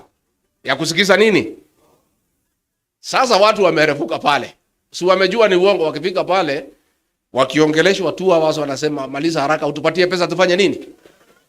Sasa tunataka kuambia wa Kenya, you cannot listen to lies for 5 hours. At 1,000 per hour to listen to lies. Tunataka tusikizane rates ya kusikiza uongo. Si tusikizane rates ya kusikiza uongo. Kwa sababu hii uongo ni mingi sana. Mnadanganywa barabara itajengwa na ni uongo tu, lakini mnawekwa masata. So tunataka kuambia wewe Mr. Yesa, weka rate ya 2 hours. 2 hours 5,000. Udanganye watu for 2 hours, uwapatie 5,000 wafanya nini? Ukipitisha 2 hours, mnasimama mnasema pesa ifanye nini? Tumekubaliana? Tumekubaliana. Sasa ama 1 hour. No, watu wanasema 2 hours is too much for 5,000. Sasa pale State House iko dollars. Hapo inalipwa in dollars. Na nafikiri ni hii ya gold hii ya Sudan. So pale pia, pale sasa naye rais uweke rate. Yeah, $1,000. Watu wasikize nini? Because ni uongo peke yake. Then hizo hoteli tufungue mwaka 2025 na 2026. December, hizo hoteli bili tufanye nini? Tufunge. Tuangojee pale kwa debe. Na nimeona waziri hapo akitukana Gen Z akisema ati they are hooligans. Wewe, hawa Gen Z ndio dawa yenu pale kwa debe. Hawa Gen Z is about 9 million. Vijana wetu tunaomba nyinyi, you are doing a very good job kwa smartphone. Very good job, Morara. But that is not enough. The real transformation of this country will happen on the ballot box. So tunaomba Gen Z mchukue vitambulisho na muandikishe kura. Alafu siku ya kura mjitokeze mapema. Saa 9 mko kwa line. Na ukipiga kura una record kwa smartphone. Na kumobilize the rest of us, mtu mobilize. Tuko mikononi mwenu. You are the real liberators of this country. Sisi tutaunga nyinyi mkono because we have some experience and some exposure. But the energy and the knowledge to sort out Kasongo lies with the Gen Z. Sisi tutaunga nyinyi mkono, tutaunga nyinyi mkono. So me, I want to say thank you very much. We have committed, we'll work together. And Honorable Mother, I agree with Dr. Mukisa Kitui. You are now our mother. Wewe utuweke pamoja. Hii timu ikisabaratika, Honorable Mother Karua, Wakenya watauliza wewe. Wewe ndio mama wetu sasa. Anatosha hatoshi.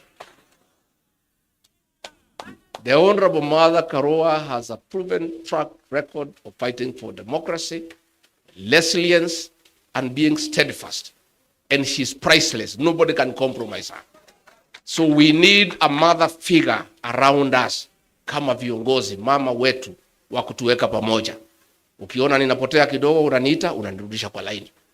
Unatuita, unatupikia chai na mandazi, unatuongelesha, unatupatia mutisha, tunaendelea another 1 month. Ukiona tumekaakaa, unatuita tena. Tumekubaliana Mother Karua kuwe mama wetu.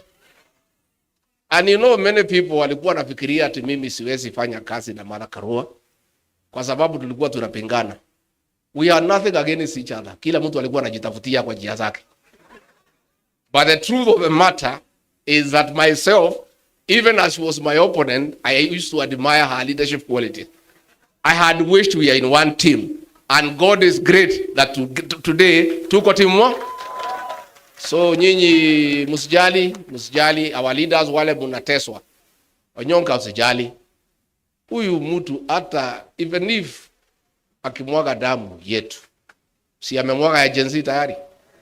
The blood that he'll shed will just water the tree of liberation.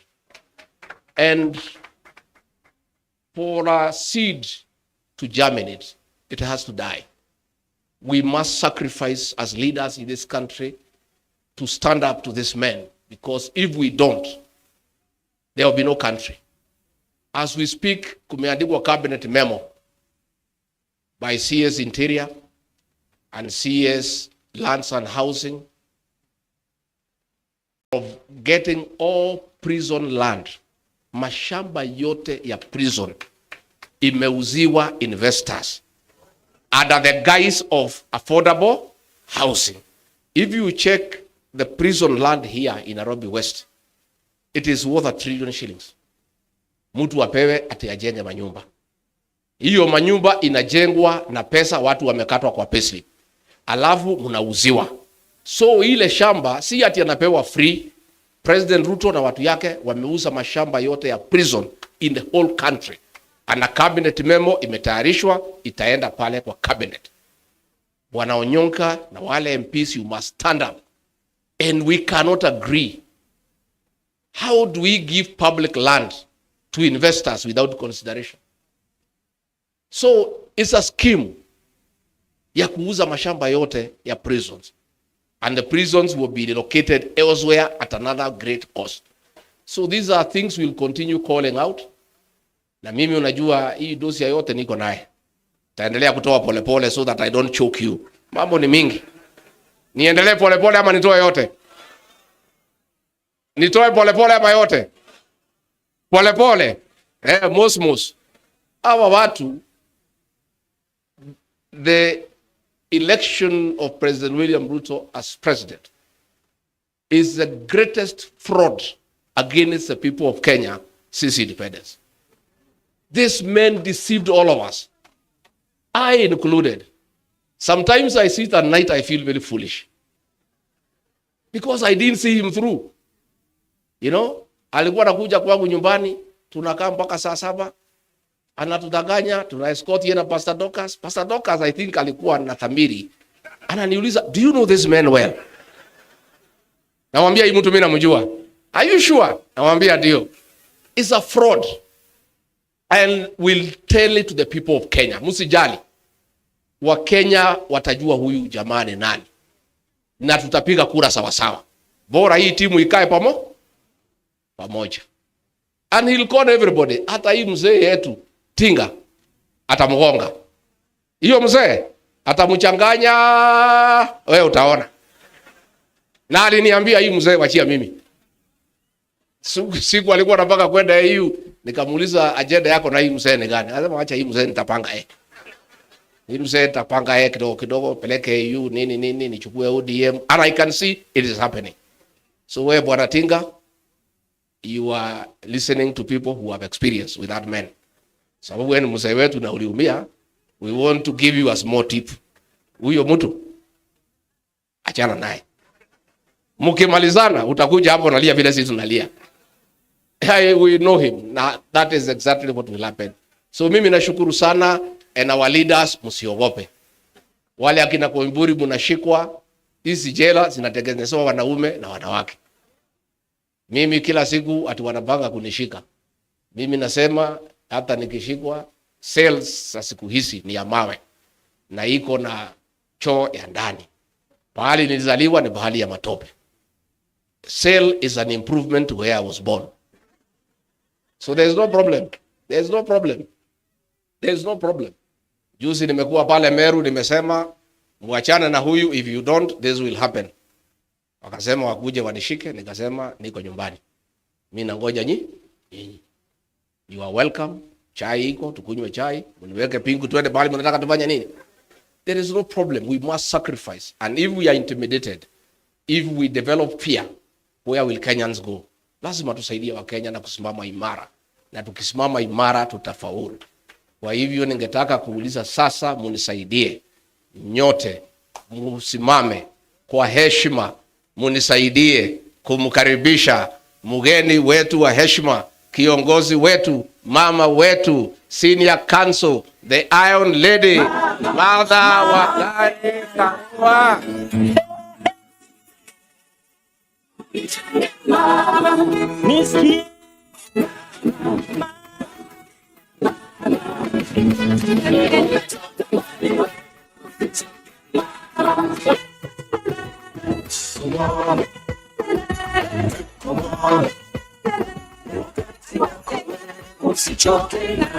Sababu ya masaa, asanteni sana. Ndugu zangu na dadangu, viongozi wa chama kutoka Kenya na kutoka bara la Afrika Mashariki au Jumuiya ya Afrika Mashariki, wageni mashuhuri wa Kenya wenzangu, sababu sisi hapa zote ni wa Kenya na wageni wetu wa jumuiya. Asanteni sana kwa kufika siku ya leo. Bila nyinyi hatungekuwa na sherehe. Bila nyinyi hatungekuwa na uzinduzi. I do not take your presence for granted. Thank you very much and bless you. I will shorten my speech because almost everything has been said. But today, I want to repeat, it's a historic day for the People's Liberation Party and for the country as a whole. When leaders gather as we have gathered here together, with a common purpose of uniting and liberating the country, it reminds us of the coalitions of yesteryears, especially 2002, when for the first time we had a change of government. We are now looking at a coalition that is going to unite and liberate this country. I'll begin by accepting the challenge given by my younger brother, Rigji, that I should unite, or rather be the convener of this group. And I'm going to say, subject to their consent. Yes, I am willing to do that. And I can see my twin brother here. He'll be at hand to help me do that. And I have had the willingness of all my brothers present, and also our East African brothers and sisters, about cooperation beyond the border. As People's Liberation Party, we are not just rebranding to have a new look. We are also renewing our commitment to the people of Kenya, our commitment to place your needs first, to fight, to unite and liberate Kenya, to stand with other leaders in order to accomplish this. The task ahead of us cannot be accomplished by one person or one political party. It's a task for all people of goodwill. You may wonder, how are we going to do this? I've expressed my wish to run for president. So has my twin brother. So has our young brother, who I should call my son, Morara Kebaso. Na kila mtu na wengine hapa wako na hizo nia. Na wengine watajitangaza baadaye. And everybody is worthy. Every dream is valid. Kila mtu aendeleze ndoto yake, lakini zote tukiweka Kenya mbele. Tukijua Kenya ndio ya muhimu kuliko mmoja wetu. That each one of us must subordinate their interest to the interests of the nation. And whoever gets selected as a candidate through a transparent method that we shall devise, we shall all queue behind that person. I may have said I don't want to be deputy. That doesn't mean I cannot support another candidate. I don't have to be in that ticket. But I will put my commitment 100% if I am not the candidate to deliver victory to Kenyans. We must liberate ourselves from economic oppression. And talking of economic oppression, the nation of Kenya, the state, has been hijacked by KK cartels and their allies. It is now serving the interests of the political elite within KK to the disadvantage of 50 million Kenyans. How can we start being sad na kubabaika that USAID, Trump has issued an executive order withdrawing monies that were supporting health and especially HIV and AIDS? I have checked what was the total budget of USAID. Last year, it was 471 million. That's $500 million. The travel budget of Kasongo only, not of the ministries, Kasongo peke yake, mwaka uliopita, 27 billion. A serious and reasonable regime would have immediately announced there will be no job losses because of Trump's order. We shall immediately allocate equivalent money to keep the program going. Since when did our health become an issue for Americans or for any foreign supporter? If they support us, it's a bonus, but we must be ready to allocate money to essential services in Kenya. Another example, the fact that the new funding model for university has been stopped by the court for being unconstitutional does not mean that our university students have to be destitute. It means we revert to the status kuo before that proposal. Help should be working. And we are telling William Ruto today and his KK regime, disburse money to our university students. Wacha kukalia pesa yetu. Patia watoto wetu kwa ile mpango ya help ambayo ilikuweko awali. Usituambie ni koti imekufunga. Fikra zako na unyanyasaji wako ndio imekufunga, hakuna kitu ingine. We are also saying release money for capitation to the rest of the education sector, primary and secondary school, so that our children may get education. We are saying stop demolishing houses without offering alternative accommodation. Stop grabbing land after demolishing houses, grabbing land of people with titles and giving it to your cronies. Because some of those demolitions, it's not about environment, it's not about affordable housing, it is not about public use, it's about gifting his friends that land. Stop grabbing land, and especially land belonging to the poor and vulnerable. As leaders, unless if we come together, our people will continue to suffer all these ills. Most importantly, the right to life precedes any other right. You have to be alive to enjoy any other right. Stop abducting and executing our people, especially our youth. Stop abducting foreign nationals and disappearing them forever, because there is an Ethiopian who was disappeared forever, Gabriel Michael. And others we don't know. Stop abducting people who are here legitimately, either as visitors or as refugees.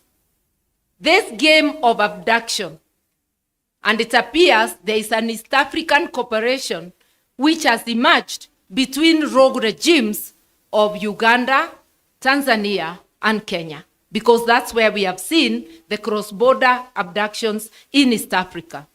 As citizens, we must resist. Our constitutions, the Constitution of Uganda, the Constitution of Kenya, the Constitution of Tanzania, the Constitutive Act of East Africa Federation, all are against such acts. You want to pursue somebody across the border? Go to court, get a warrant. Let the court give you an order to extradite that person to their country.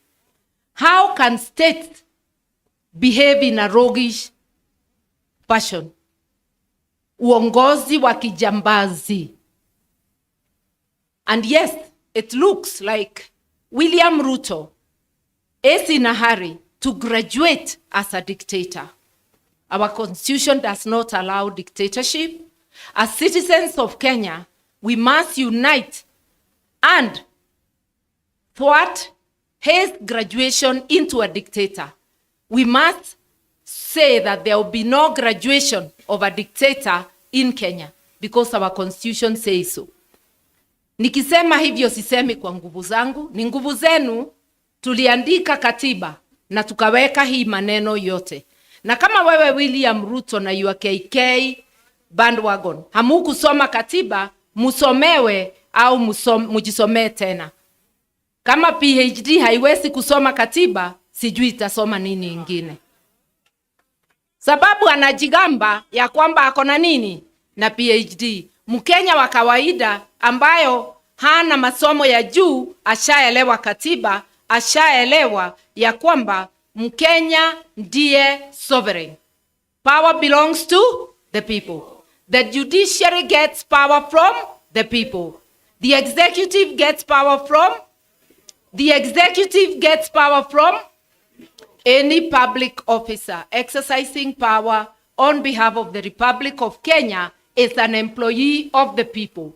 I want to request to actually call upon all our civil servants, all state officials, all members of parliament to remember that it's not Kasongo who has put them in the place they are.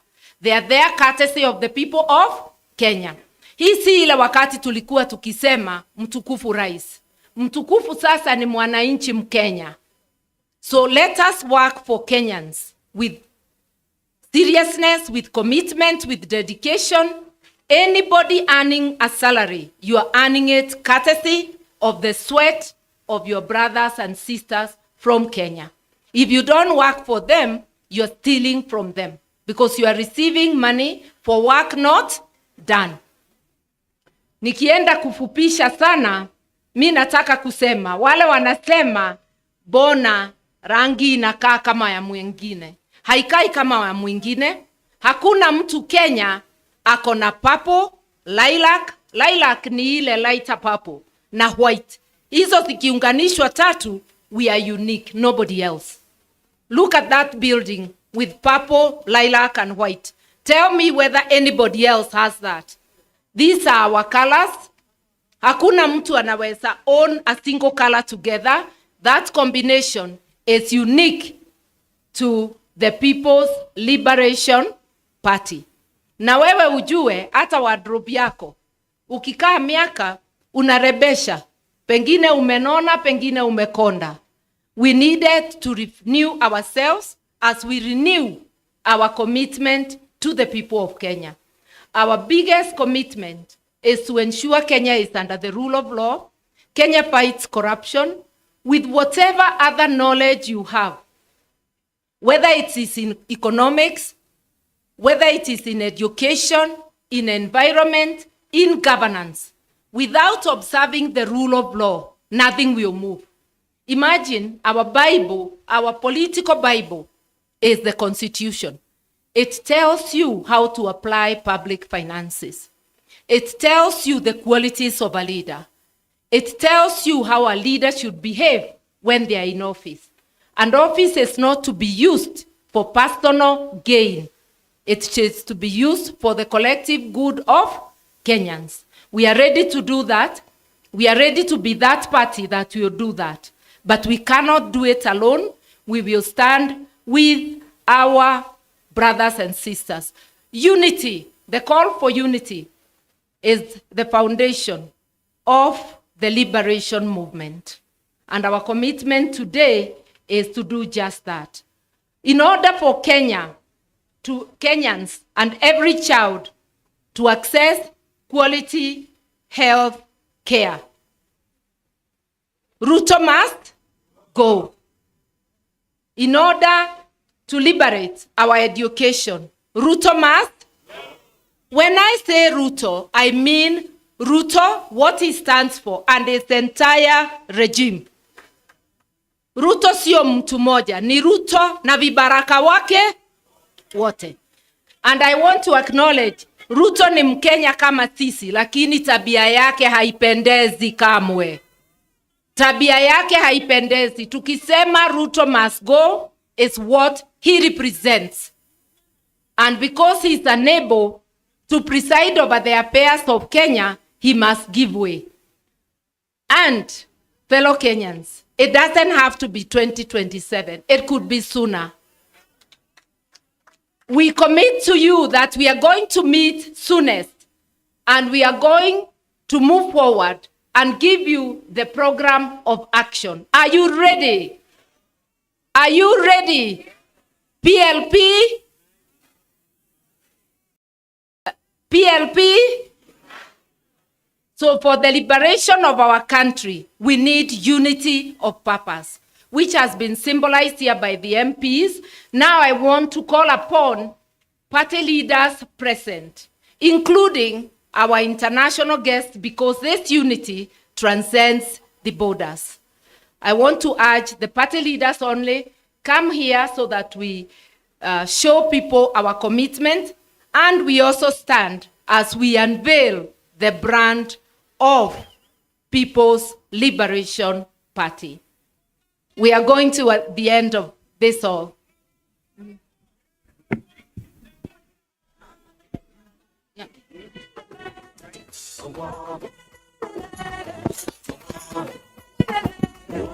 Haya basi, sote tutakuwa tumesalia tumeketi. viongozi wetu tayari wako pale ukumbini, basi our party leader PLP party akiwa pamoja na the principals political party leaders watakuwa wanatuongoza kwa hafla hii, ikiwa ni rasmi kuzindua chama hiki cha People Liberation Party. Party leader Her Excellency Mother Karua akiwa pamoja na the second deputy president of the Republic of Kenya Rigathi Gachagua, 10th vice president Stephen Kalonzo Musyoka, all the leaders, party leaders tayari at the count of 3. Kidogo wangependa wangalie upande huu kwa sababu ya picha. Asante sana. Sasa kwa njia ya kuhesabu 3, 2, 1. It's official. The launch of the People Liberation Party PLP. Viongozi nitaomba tutasonga mbele kidogo kwa sababu ama konfeti ambazo zitakuwa zinapamba pale jukwani. Basi watu wa media naomba tuwe taratibu ili sote tuweze kupata nafasi. Her Excellency the party leader will be flanked by the excellencies and colleague principals and party leaders for the photo opportunity right after the media has taken the photos of the unveiled political party. Tukijua kwamba kauli mbiu haswa ya chama cha PLP ni kwamba ni muungano na ukombozi, unite liberate. That's the party slogan. The party symbol ikiwa ni ua la waridi. Ishara ya chama ni ua la waridi ikiwa ni rose flower, na the party color ni purple ambayo ni zambarau na rangi tofauti tofauti za purple na lilac. Basi tukisalia hapo jukwani, maafisa wetu wataweza kuwasaidia viongozi wetu kujipanga for a photo opportunity ili waweze kuchukua nafasi hiyo. Kwa sasa viongozi watasonga kwa upande wa kushoto kidogo tu. Tutasonga kwa upande wa kushoto ili tusipate zile sparks za confetti ama pyros. Tuweze kusonga tu kwa upande wa kushoto kidogo tu, ili ambao wanafanya pyros waweze kuzifanya. Tuko tayari, tuzifanye ili tuweze kumaliza hafla hiyo.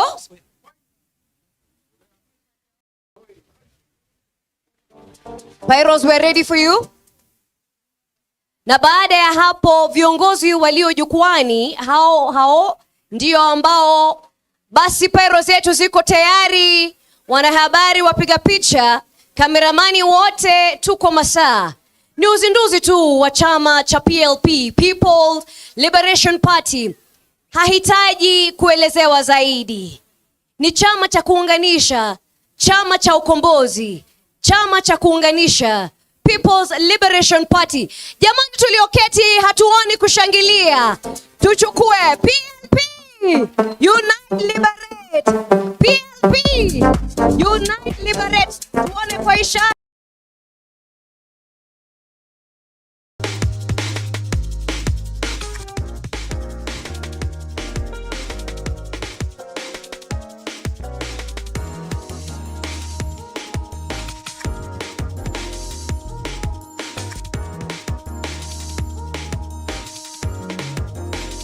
Excellencies,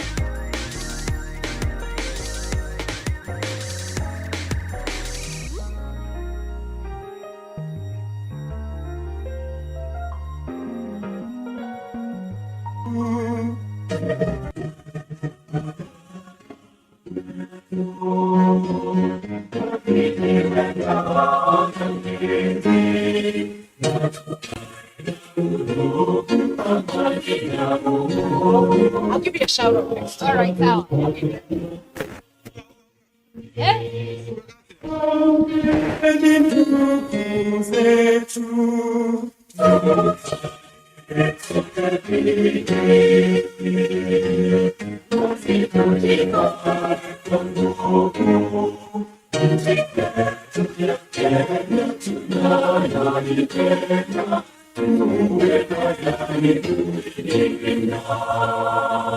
Na tujenge taifa letu.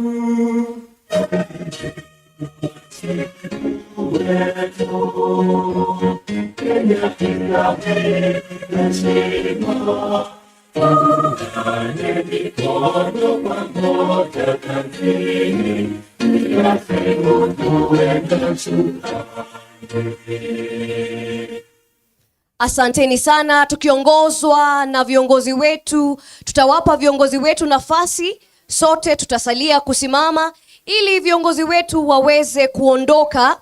Tufanye nafasi tafadhali tunapowaaga viongozi wetu, ikiwa tumezindua rasmi sasa chama cha PLP. Viongozi wetu sasa wanaondoka kwa utaratibu. Tuwape nafasi viongozi wetu kuondoka. Viongozi wetu wakiwa wamebainisha kweli na kirasmi jinsi ambavyo tutaweza kuendelea kuhakikisha tumeweza kuyapata malengo yetu kisawasawa. Basi ikiwa ni siku ambayo imefana kweli na siku ambayo imeweza kuwa na mafanikio ya kisawasawa.